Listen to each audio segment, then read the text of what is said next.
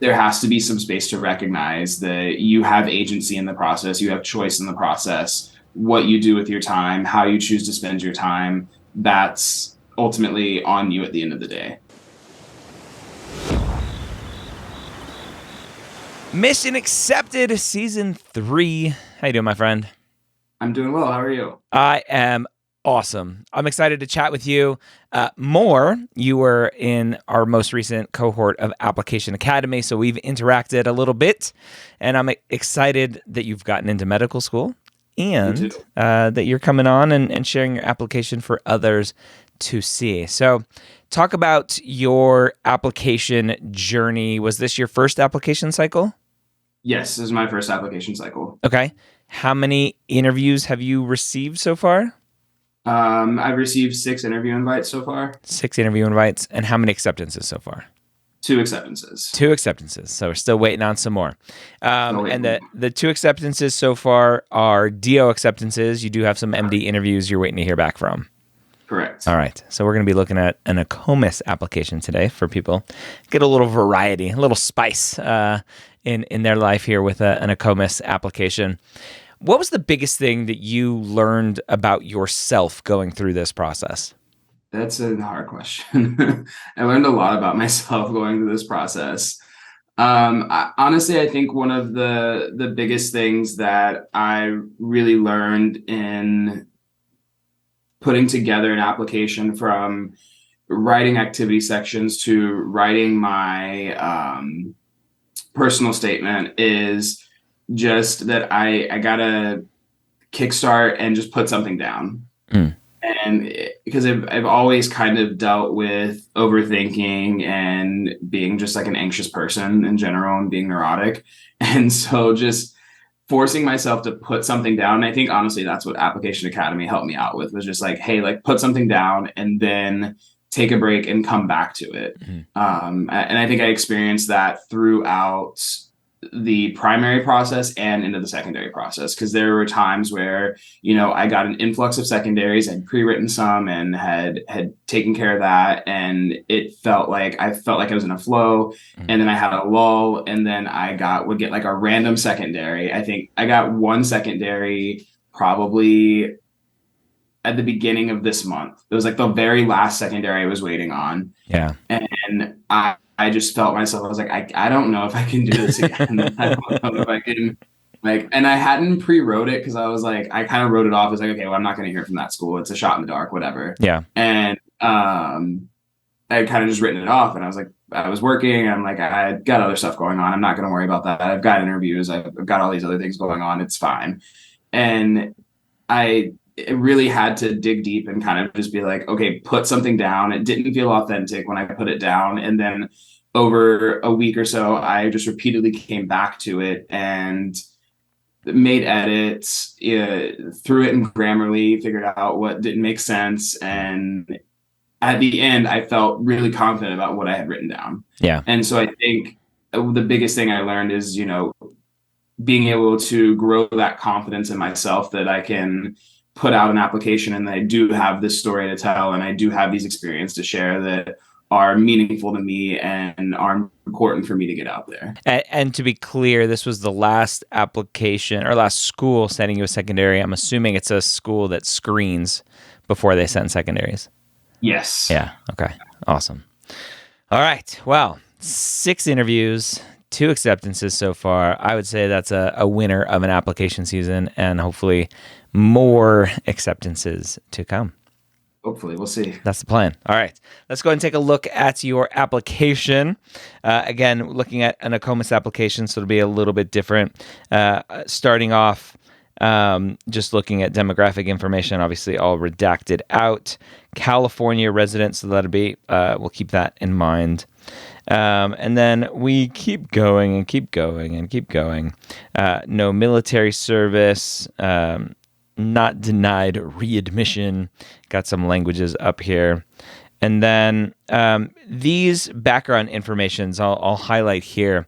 So on the ACOMAS application, you don't have the opportunity to mark yourself as disadvantaged like you do on AMCAS. But ACOMAS does have a set of questions that you can see here that kind of hint towards any sort of adversity, disadvantaged, coming from an underprivileged area potentially. And so these questions kind of lead to that. Some more demographic information here. And then our big red flag area, no big red flags, which is wonderful. And then we keep going. We get some of your degree information, where you've been all around, lots of schools where you've been to. And then we get into grades.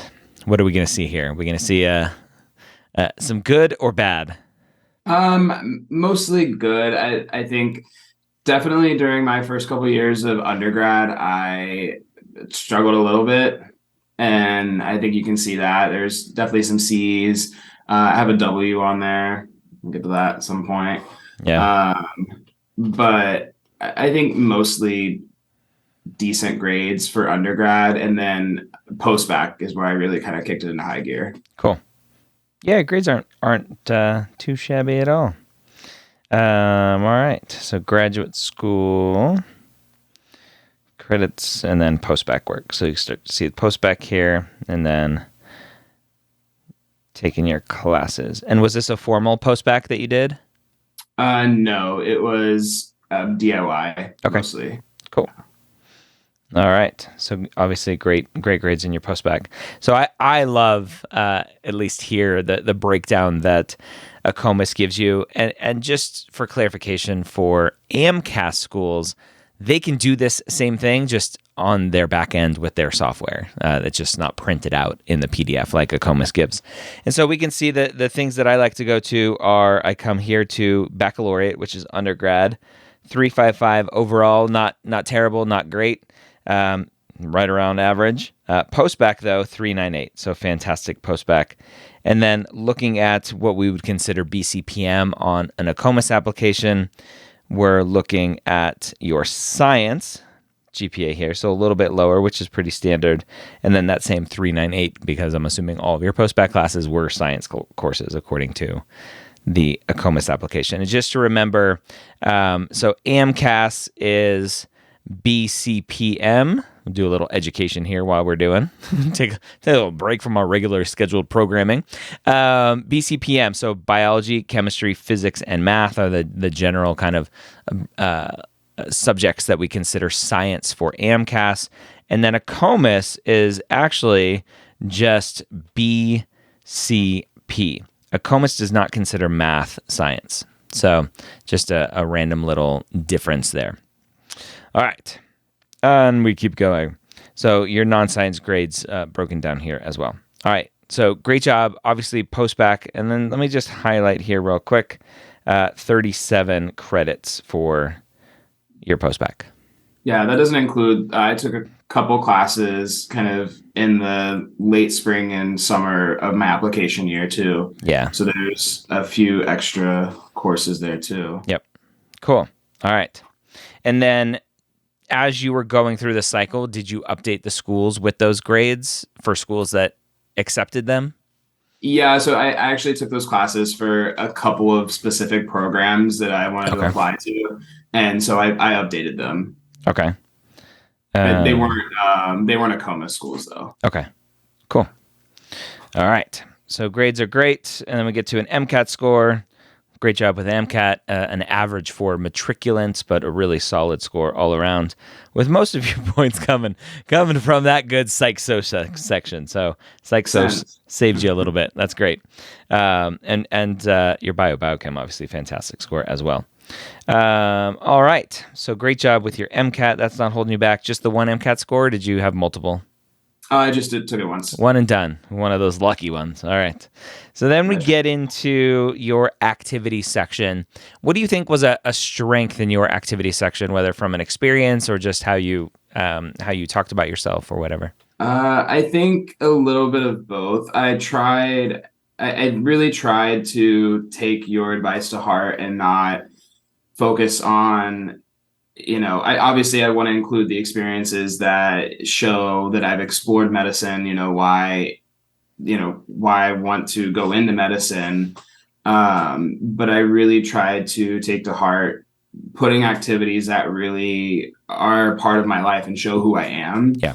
And also, when I talk about those activities, really sharing a story about it to give a sense of who I am in that activity and my impact in that activity and the activity's impact on me. Yeah. So I really thought about that as I was writing all of my activities and choosing what I wanted to include. Because like I said, I'm a non-traditional student. I'm 30 years old. I have a few different things I could talk about. So Yeah. some things I was picking and choosing what to include. So did you get any feedback during interviews about how you presented yourself in the application? Not specifically, Okay. no.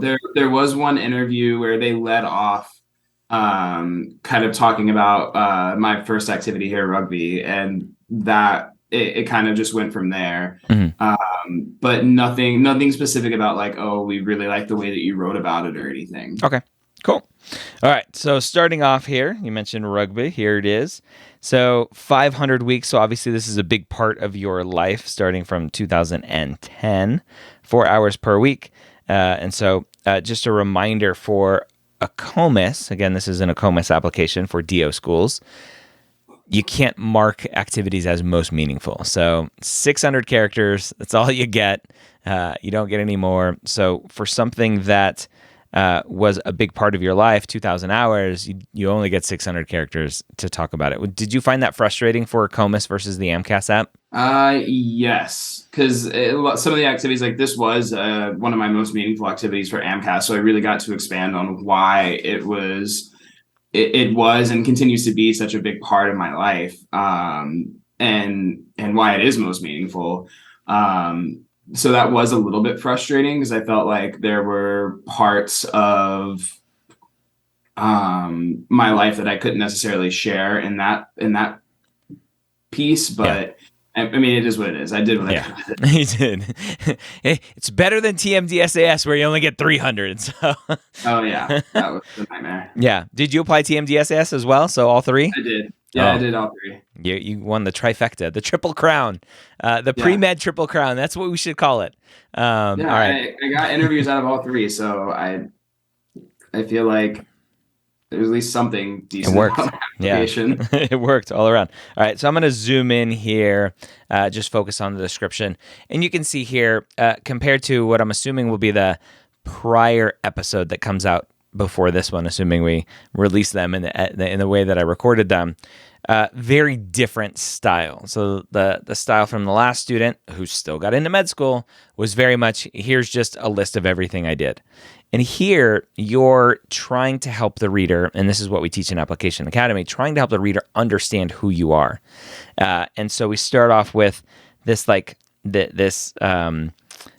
talking to yourself, really, giving yourself a pep talk and gaining this confidence and inspiration in athleticism, and how rugby has helped you kind of develop these friendships and community, and nothing tying to, and I know that being a physician will require lots of community. Like you don't need to go there, right? Here's just a fun little thing about rugby. Awesome. It's a big part of your life. I can see that. That's cool.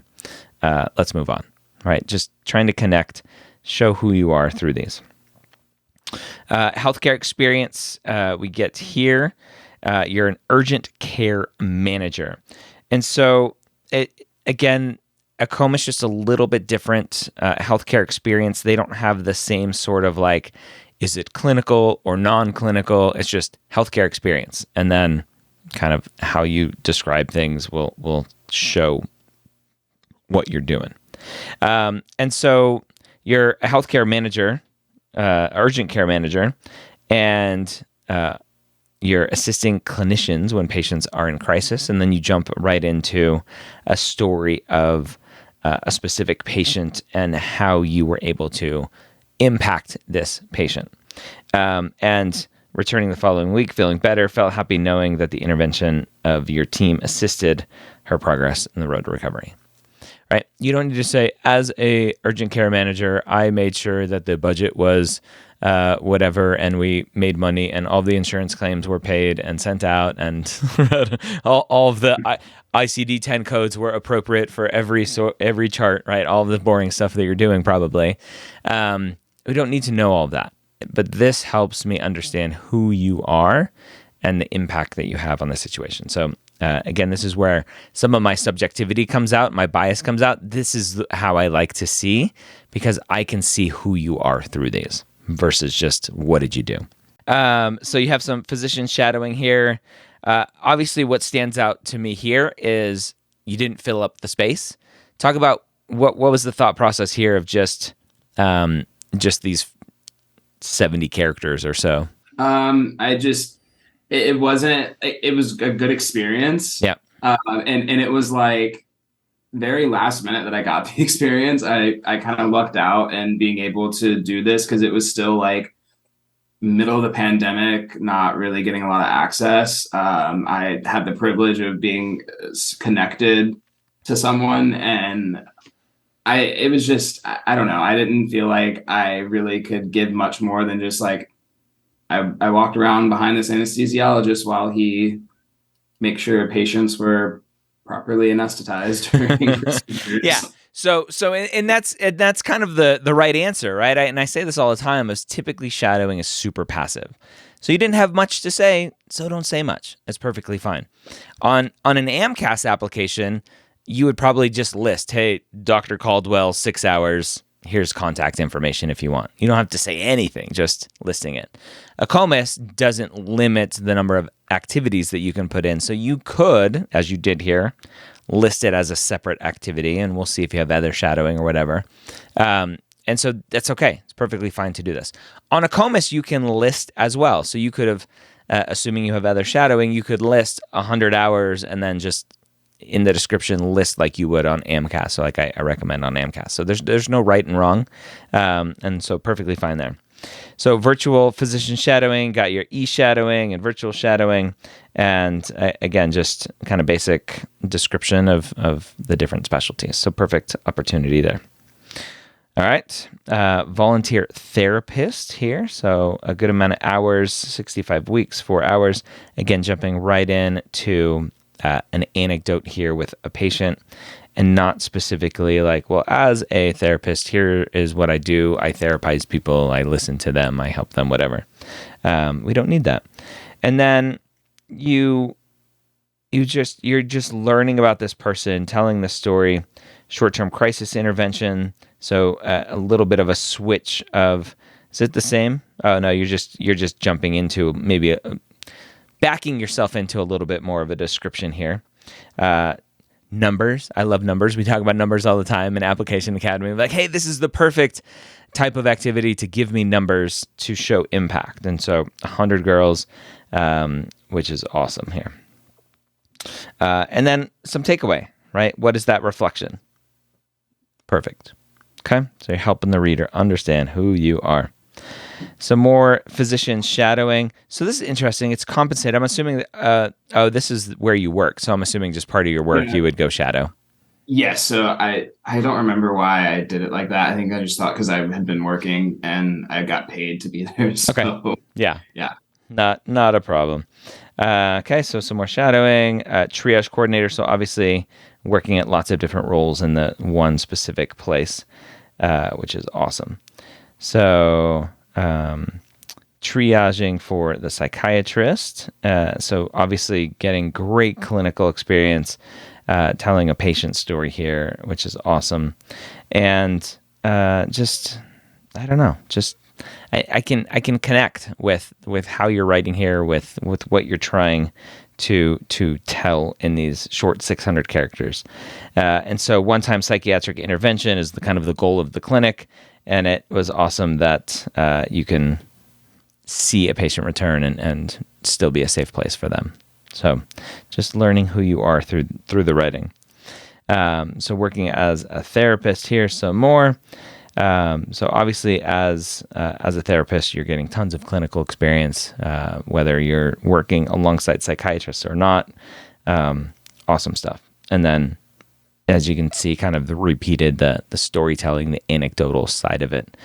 Was this hard for you to write stories like this? Not necessarily. I think one thing that really helped is, when I kind of had determined, being a physician is what I want to do and I want to go to medical school. I made that decision back in like 2019, and I'd been working as a clinician in my field for a little over a year and a half at that point, and just had so many experiences that confirmed that, yeah, I gotta go to med school. And so luckily I was able to kind of think back on some of those experiences, and also just think back on like the people that I interacted with that really impacted me, and the stories that I remember from the different places I had worked around the county, and being able to say, okay, like, I remember this person because this is the interaction I had with them, and this is how it impacted me. So once I think what I had to do first is shift that mindset of, I got to tell the story. I've got to really communicate that this is the experience I had and this is the impact it had on me. And once I shifted into that mindset, I could look back and say, oh yeah, like this is that, this is that person that I had an interaction with, and it stuck with me, and this is how I can talk about that. Yeah. So I think once I shifted my mindset, it became a lot easier to write like that. Awesome. Okay. Cool. So academic credit. So you're working obviously as a trainee post graduation, or as part of your graduation. So kind of an internship kind of thing going on. More storytelling. More. Discharge specialist. So you're hanging out at the same clinic, doing all of the different jobs. I'm waiting for janitor to show up next for the same clinic. So awesome. Okay, and again, just reiterating the focus on reflecting, the focus on storytelling, showing impact. You've nailed that, right? And again, that's a big part of what we teach in Application Academy, is really how to focus on that and why it's important. And again, not right or wrong, but why we recommend it and why it's so impactful. And again, here, right, organic chemistry tutor. As a tutor, you can go, as a tutor, I need to adjust my teaching style to the needs of each individual student to make sure they are successful. Right? That's what most students will do. And then here, you're like, hey, during Kate's first meeting, here's who she is. You're reviewing concepts she struggled with, developing a study plan. Yeah, that's what a tutor does. But you're focused on a specific interaction, a specific anecdote here, which is awesome. And then rewarding that reflection. What did this mean? How did this impact you? Love it. Awesome. Academic credit. So working as a TA here, again, from an anecdote standpoint, and lots and stuff. So you can see here just a highlight of how AACOMAS does it. They have the different kind of categories of activities. And so it's broken up there. And then we get to the personal statement. What was your goal going into writing the personal statement? What were you hoping to get across here? Like why I'm changing careers. I think that's like the biggest thing. And a lot of that really has been taken away from consuming all of your content and really just focusing on telling a story of, how I got into healthcare and learned that that's something that I wanted to do, and then how that transitioned into medicine and why I want to go into medical school. Yeah. We look at this drive to be the pediatric cardiologist. So a lot of people will look at that and go, wait a minute, you can't talk about a specific specialty in your personal statement. But obviously there's a reason for this. Why talk about pediatric cardiology here at the start? It gives a little context to what was going on at the time, and kind of my first introduction to healthcare. And it really, this is like what you talk about, the seed. This was my seed of being, knowing that one day I wanted to go and do healthcare in some capacity, or planting that seed and letting that grow later. So it gives context to what was going on and what I was experiencing at the time. And I think for me, it was kind of just the seriousness of it at the time for me, and how like this was a really big point in my life when I was 15. And then there was nothing like super, yeah. It just was part of the story for me, I guess. Part of the seed, yeah, and that's the story. So it's interesting. You lead off with this pediatric cardiologist mention here. you previously were quote unquote normal, and then you had a sports physical, but you don't really get into what happened. Was that a conscious decision after all these years? Was it kind of a benign thing and it's not really worth bringing up? What was the goal Yeah. of not talking about it? It was for, at that time, it was for a heart murmur, Okay. and it ended up being benign. So it wasn't something that I felt like I really needed to waste characters on. Yep. And then you have the reflection, right? Having this impact on people's health and saying, hey, this motivated you to explore healthcare. So definitely a seed. And then you get into working, going into a psychology internship and later a career as a mental health clinician. So you start off here with, hey, pediatric cardiologist. Mhm. Okay, I read this opening paragraph wrong. I read this as you were driven to be a pediatric cardiologist, not the literal drive to the pediatric. Okay. The physiological drive. Yes, got it. So you're in the car with the parent, I'm assuming, going Yeah. to the pediatric cardiologist's office. Got it. Now I understand. So reading comprehension is so important in all aspects of life. So you explore healthcare. So you're interacting with Dr. Lee, a physician, I'm assuming, a pediatric cardiologist, and then you head off here into a career as a mental health clinician. Talk about that quick little switch. Did you feel like you needed to explain that a little bit more? So when I first drafted my personal statement, I had expanded that out a little bit more, Mhm. and it didn't feel necessary. Okay. After I wrote it out, I felt like I was wasting characters again. I was like, I feel like I could wrap this up pretty succinctly. I'd rather, just do a quick thing like, I explored healthcare, landed on psychology, and I really wanted to get more towards, or get into talking about, a story that illustrates my shift from psychology and mental health into medicine. Okay. So I didn't want to waste a lot of characters on that. And I felt like if it's something that came up, I'd rather talk about that in an interview than, Yeah. put a lot of effort into it in my personal statement when there's other stories that I want to tell in my personal statement. Love it. Love it.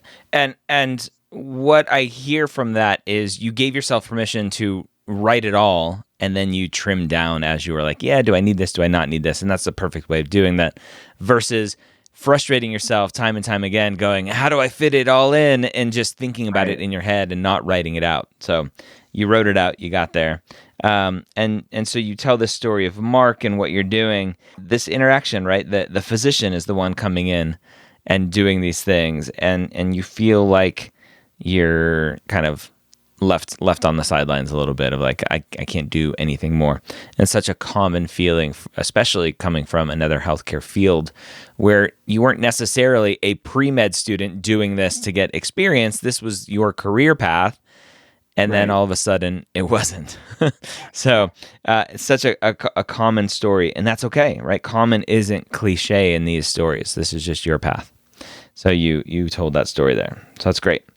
Again, another story here, meeting Rick, and again the reflection of being the doctor and what did you want to do to impact this person in front of you more than what you were doing previously. And then another great story here. And then looking at conclusion, right? You have these stories to pursue medicine, and all of these threads. So you have some homelessness, poor access to healthcare. So you're talking a little bit more about these social determinants of health, trying to highlight a little bit more like, hey, I'm interested in these things. I'm assuming that's why you put these here. Potentially drawing upon the school's missions for someone to read this and go, hey, this is what we focus on. That's awesome. You're already focused on these things. Was that a point of this? Yeah, that, and I felt like in the stories that I told, most of them are from the perspective of people who are impacted by the social determinants of health. I think each of the three stories I told in my personal statement was, someone who is impacted by either poor access to healthcare, poor insurance, uh, chronic houselessness, those types of things. And then what we talk a lot about in academy in terms of conclusions is the aspirational side. So bring a passion of patient advocacy, et cetera, et cetera. From a personal statement standpoint, I understand why you were interested in the healthcare field to begin with. Your path took you in a little bit of a different direction to mental health psychology first, and then experiencing some things, and you're like, shoot. Call Uncle Sam back. I'm going to need some more student loans. And you go back. So looking at, let's see, AACOMAS doesn't give us school list, unfortunately. But that's all right. So from a school list perspective, looking at why you applied to the schools you applied to, how did you pick and choose? I sat down with the MSAR. I compared my stats to. I'm just kidding. I did that. You had me going. I'm like, wait a minute. I didn't even buy the MSAR. Yes. No, a lot of it was location driven. So Okay. I'm in California. I'd like to stay in California potentially. I also am open to moving to Texas based on cost of living and the schools that are out there. There's a few schools that I really aligned with as far as the mission of the schools and the curriculum. And so just kind of those two things, and based on where I'm willing to live, where my partner's willing to live, and job availability, things like that. Yeah. So that really played heavy into it. And then on top of that, the school-based mission. So I didn't apply to every school in California. There's a couple of schools I didn't apply to, just because either it just didn't fit. Like I didn't apply to Stanford because there's not that I don't think I could potentially have a chance there, but it's just not. They really highlight a heavy academic research curriculum, and that's just not what I'm going for when I'm looking to go into medical school. So just wasn't worth the money. Yeah, that's awesome. So you thought about what you wanted, and you applied to those schools that fit with what you wanted, and that's the perfect way to do it. Talk about, you said California resident. You'd mentioned earlier you did apply to TMDSAS. I think many will know TMDSAS. They have a state law that says the maximum out of state at their schools is 10%. So 90% of the class at least has to be in state. What was that decision algorithm for applying? Now, luckily, it's only $200 to apply to all the schools through TMDSAS, but it's a very different application. You have to cut down a lot of your experience descriptions. They have extra essays. What was the thought process for I'm going to give it a shot? I think part of it was that, hey, it's $200. I can apply to some extra schools. I think that was a big selling point for me, was that affordability wise, it wasn't like applying to AMCAS or AACOMAS where you have individual application fees for the primary. Yeah. And there are secondary fees on top of the $200, but at least. Right. And the secondary fees for most of the TMDSAS schools are relatively affordable as well. Okay. So that was also something. And then, like I said, there was a few schools that I applied to that really aligned with what I want to do as a physician and the things that I want to focus on as a physician leader, health equity, things like that. And so I was like, I'd rather shoot my shot. There's, if I am working, I can afford to do this. So, and I have the time to modify my application. So I did it, and it panned out. I got so far I've gotten one interview from a TMDSAS school, which is intimidating because statistically I was interviewing for one of 6 spots, but why not? And I got the interview, and it's a solid program. So there you have it. What is a piece of advice you would give someone who's entering their application cycle soon? I would say slow down, because I think a lot of and I feel it myself too, because right now I'm in that zone of like waiting to hear back from other schools, and I just want everything to happen right now. Yeah.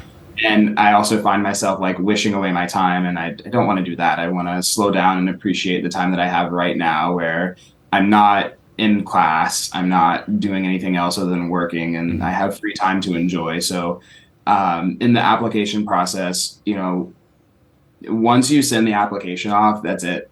Yeah. Like that's it. It is it is what it is at this point. It's nothing you can change. If we want to put a little therapeutic spin on it, can't force other people to make changes, and you can't force the applications to change. Yeah. You can't force AdComs to make a decision. So Yeah. It's definitely challenging, but I think if you slow down, spend a little time being mindful of the process, it will make it a lot easier, and it's an easier process to deal with the ambivalence of the whole process. Yeah. It's a little less stressful. Ambivalence. Yeah. And I think it's such a great experience because, great advice, because so many students that I talk to, they're trying to rush through this. Like, hurry up and get to med school, hurry up and graduate med school, hurry up and finish residency. Okay, I'm attending. Like, they're trying to get to the finish line, and then they get to the end and they're burnt out. And I'm like, well, that's because you didn't stop to enjoy every step of the way.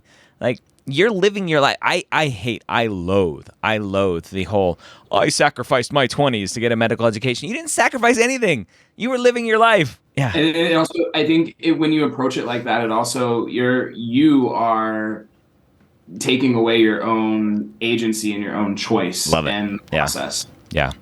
You're taking away that agency. You're saying, well, I sacrificed this. And it's like, well, you did, but you made a choice. Yeah. And you also made a choice not to do things that you enjoyed. And that's at the end of the day, that's on you. And that's neither good nor bad, but there has to be some space to recognize that you have agency in the process. You have choice in the process. What you do with your time, how you choose to spend your time, that's ultimately on you at the end of the day.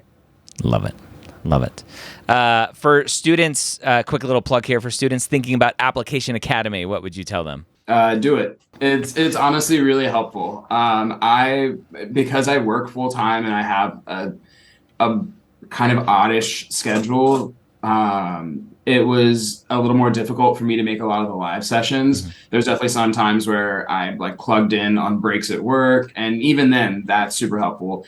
But definitely having the videos to go back to and look and see if your personal statement or your activity section was discussed, super helpful. There were lots of times, I think in the beginning, I had there was 4 or 5 videos where none of my stuff got chosen. And I was like, oh, but then towards the end, it was almost every time one of my things popped up and I was like, okay, this is helpful. And even if yours doesn't show up, it's super helpful to hear the discussion from you. And then if, students are there to chime in and kind of give feedback in the moment. And just that discussion, super helpful. And then also the TAs were really helpful. Yeah. Being able to, I think that's where I got a lot of help with specific parts of my application, my conclusion and my personal statement, a lot of my activities, just being able to post that and then get their feedback. Was really helpful. That's huge. I think it was you where you showed up for Application Academy and you had an interview as soon as you logged off. You're like, oh yeah, I'm interviewing today. I got to go to my interview now. Yeah, that was very interesting. Obviously a successful cycle for you. Hopefully more acceptances are coming your way, and maybe some money too. Hopefully we got some scholarship packages that are on your way. We'll see. Thanks for coming on and sharing your application, your story, and good luck.